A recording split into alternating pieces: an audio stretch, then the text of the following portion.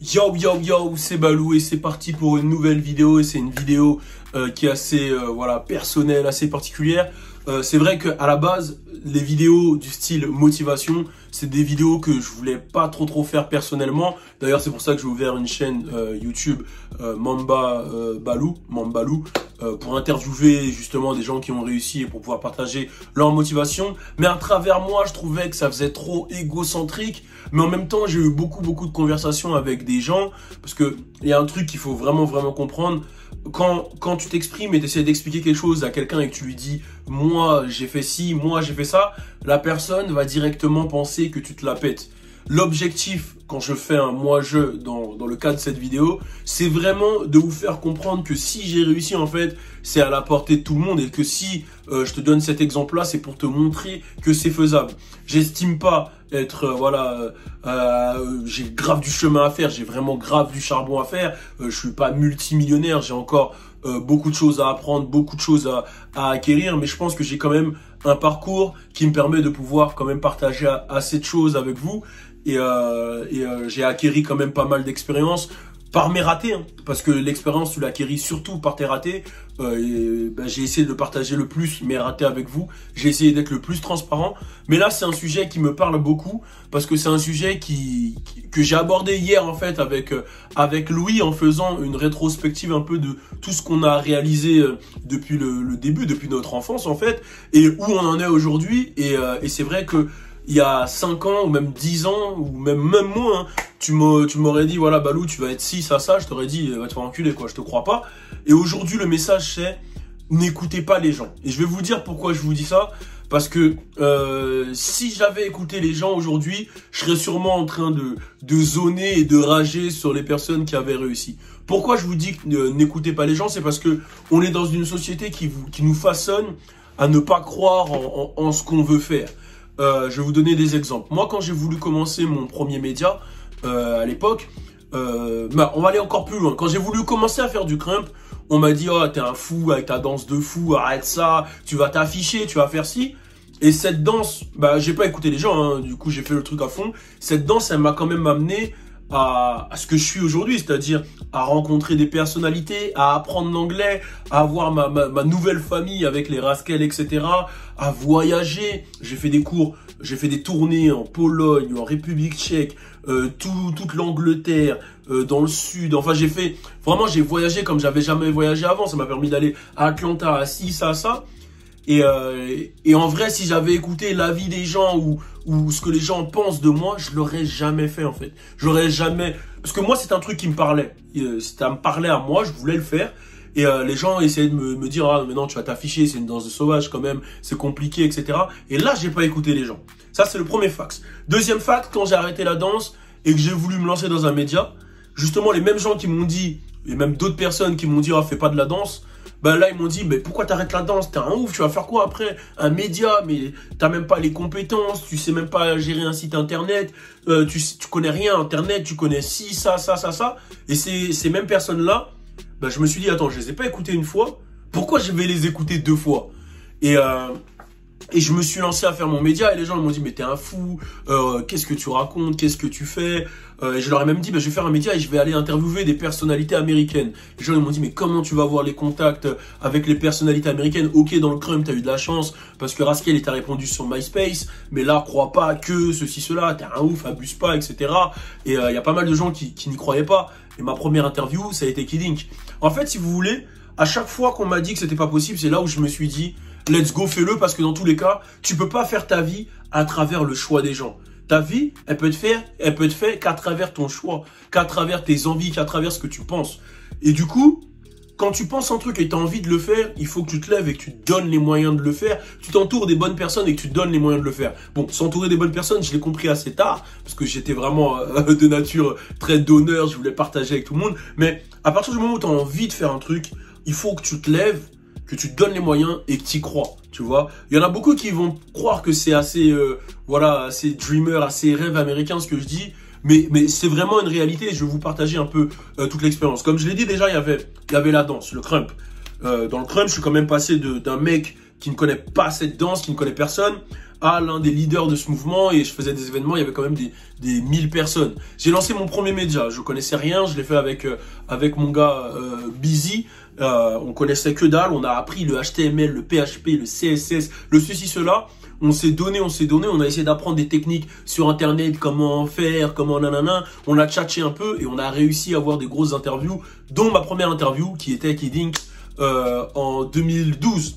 Et ainsi de suite en fait, ainsi de suite. Quand tu comprends le processus, tu comprends que en fait, c'est ta volonté qui fait que les choses arrivent et ta volonté et ton travail surtout, bah en fait, tout ce que les gens vont te dire, tu ne fais plus attention. Et surtout, c'est valable pour pas mal de choses, c'est-à-dire tous ceux qui veulent se lancer, peu importe le domaine, va forcément y avoir des barrières, des gens qui vont vous dire ah mais non, ah mais si, ah mais ça, oh mais non mais arrête tes vidéos, tu fais pitié, oh mais vas-y, ceci, cela, ne les écoutez pas. Je vais donner un exemple, parce que là j'ai donné des exemples du début, je vais donner des exemples un peu plus récents.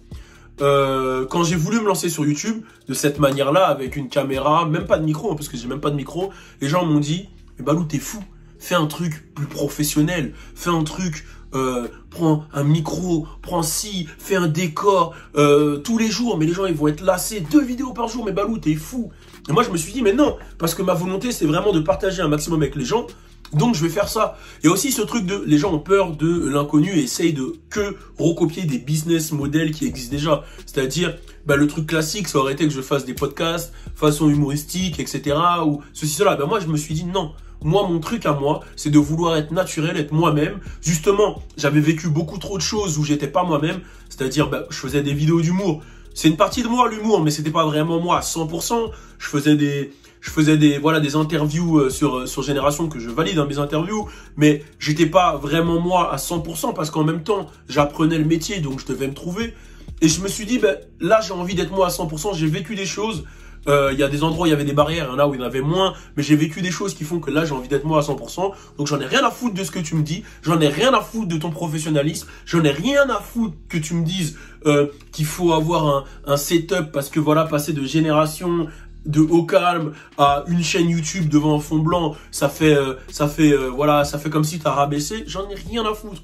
Moi, toi tu penses ça, toi dans ta vision des choses, tu penses ça. Moi, je sais que moi, j'ai envie de partager des choses et je sais la manière dont j'ai envie de les partager parce que j'ai envie d'être proche des gens, j'ai envie de leur dire la vérité, j'ai envie qu'il n'y ait plus d'édifice.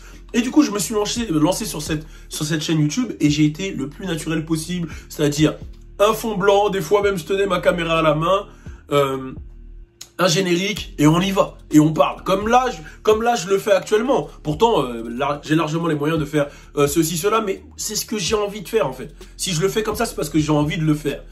Il y a eu la période où j'avais envie de faire un show, tout le monde m'a dit oh t'es fou, tu veux faire un show télé. J'allais démarcher des gens, franchement j'allais vraiment démarcher du monde. Voilà, j'ai toqué à des portes, ouais je veux faire ci, les gens me disaient mais t'es fou, c'est un budget de malade, si ça.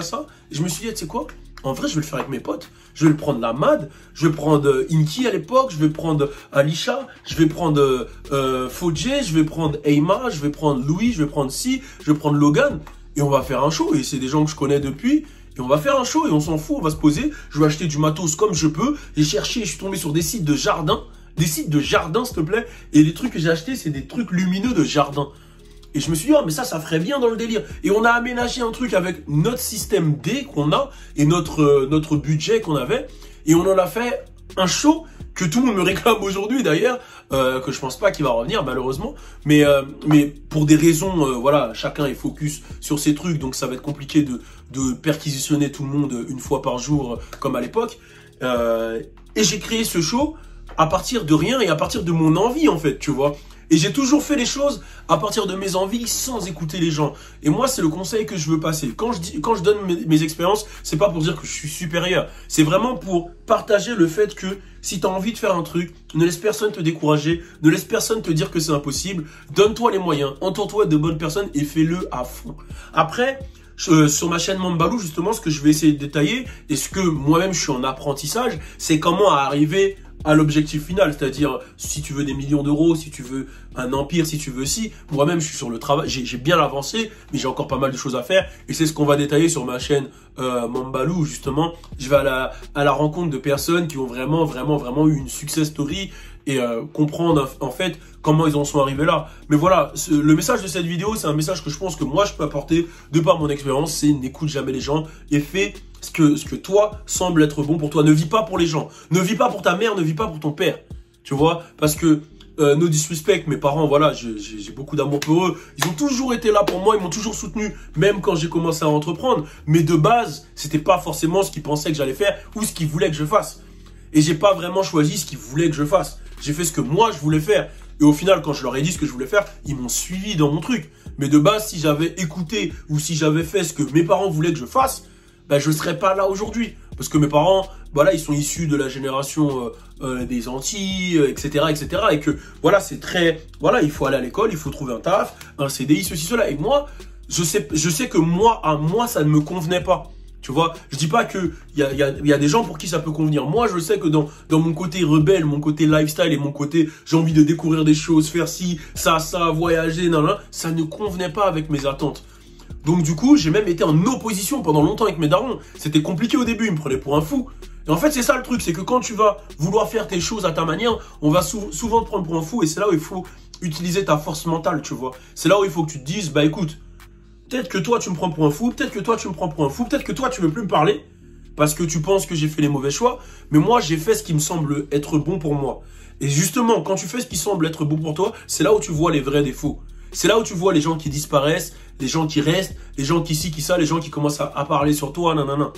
Moi, franchement, à chaque fois qu'un proche à moi a un projet, à chaque fois, j'essaie de lui donner de la sephore, et j'essaie et si en tout cas s'il est sincère, parce que j'ai des potes, ils disent, ils veulent faire un projet, le lendemain, ils me disent, ah, nique sa mère le projet, ou ils se lèvent pas pour leur projet. Mais quand je sens que quelqu'un est vraiment déterminé, etc., je suis le premier à lui donner ce que je peux, que ça soit du game. Quand je dis du game, c'est, voilà, voilà, de mon expérience, c'est-à-dire lui partager comment moi j'ai vécu la chose, comment je peux l'aider à ça, ou le soutenir de la manière dont je peux, c'est-à-dire soit lui prêter mes locaux, soit lui faire de la promo sur mes réseaux parce que j'ai des gens qui me suivent, soit voilà, de la manière dont je peux parce que je sais ce que c'est que de commencer et d'être pris pour un fou.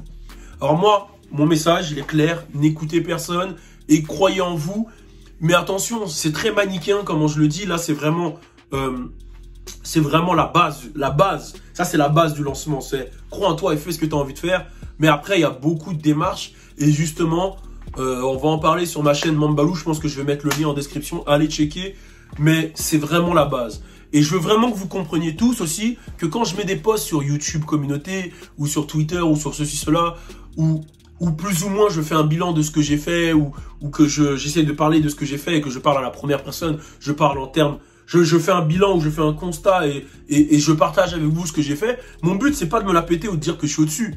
Déjà, premièrement, il faut savoir que je suis fier. Je suis fier parce que je l'ai fait solo. Ça, c'est vraiment un truc qu'il faut comprendre. Ça, j'en suis fier. Ça, je vais pas l'enlever. Je suis fier parce que je me suis fait solo. Quand je dis solo, c'est que j'ai été le leader du truc, j'ai été le moteur du truc, j'ai été le cerveau de tout ce que j'ai créé et personne n'a investi en moi, personne ne m'a drivé.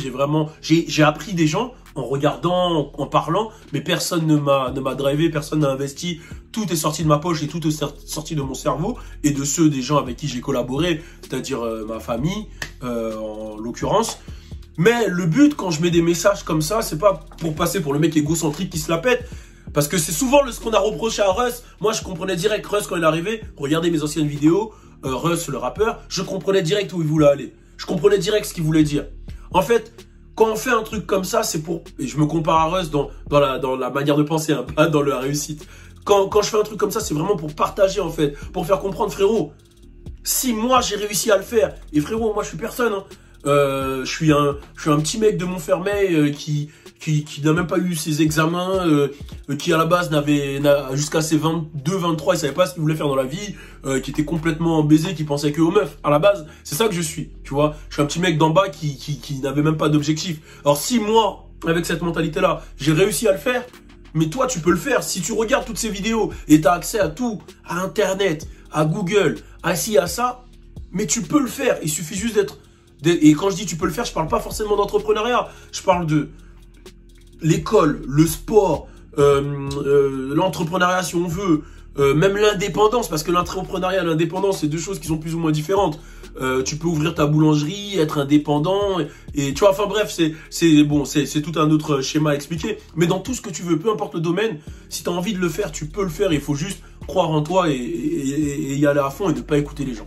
Donc voilà, quand je passe ces messages-là, c'est vraiment pour passer de l'onde positive aux gens, passer de l'onde positive, de aussi m'extérioriser, parce que ça fait plaisir quand même. Le charbon, quand il sort de ta sueur, ça fait quand même plaisir. Mais c'est aussi beaucoup pour passer de l'onde positive aux plus jeunes qui me suivent.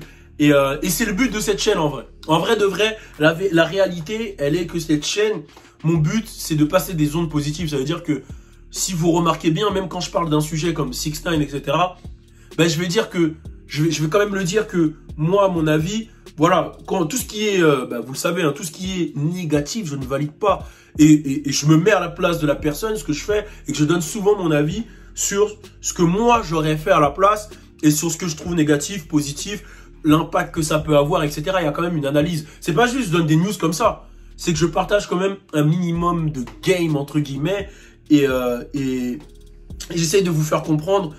C'est pas du voici en fait cette page. C'est pas une page de voici. Si tu regardes à travers les lignes, c'est pas une page de voici. C'est une page déjà personnelle où je te donne mon avis sur le game. Si tu regardes mes premières vidéos, c'était pourquoi Lil Pump il est là où il est. Tu vois, pourquoi Lil Pump aujourd'hui il est plus ou moins tuba. C'est les mauvais choix négatifs. Et je parle pas de carrière, mais surtout dans le cas de Lil Pump, c'est des choix de buzz, de facilité, de négatif qu'il a transmis. Qui fait que voilà, il est plus là aujourd'hui. Quand je fais une vidéo sur le mumble rap est mort, c'est pareil.